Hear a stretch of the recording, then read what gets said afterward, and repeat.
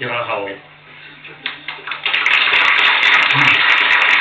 Muuten voi oikein kuullut tommonen polkupyöräily on viime aikoina lisääntynyt räjähdysmäisesti. On, mutta eikö se ole vähän kylmää näin talvella? No tavallaan on, mutta katsopas, asia on niin, että polkupyöräily on muuttunut. Ai. Joo, kato sitä nykyisin elää aika paljon sisällä. Jaa.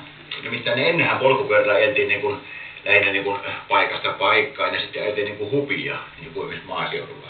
Mutta nykyisin polkupyörällä lähinnä ei enää niinkään paljon ajeta, vaan nykyisin polkupyörällä hypitään paikasta. Hypitään. Niin, hypitään.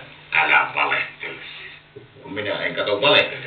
Kato, asia on niin, että jos minä jostakin asiasta puhun, niin mulla on myös sitä näyttöä. Kato, mä en ole mikään sellainen höpöttäjätyyppi joo. Siis kuten sanottiin, mulla on näyttöä. Tuossa näyttämään vähän, niin näytetään pois, minkälaista tämä uusi polkupyöräily parhaimmillaan on. No niin. Tässä on tämä uuden tyyppinen polkupyörä. Tämä nimi on semmoinen trial-pyörä. Tämän erottaa normaalista pyörästä se, että tässä on nämä renkaat, tämmöiset paksut ja pehmeät.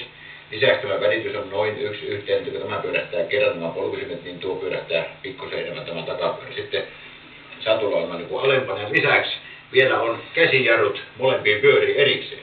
Ja tällä voidaan sitten hyppiä. Joo, tässä voidaan mennä vähän monttu vähän kiinni. Näytäs vähän, miten sillä hyppitään, niin tiedetään.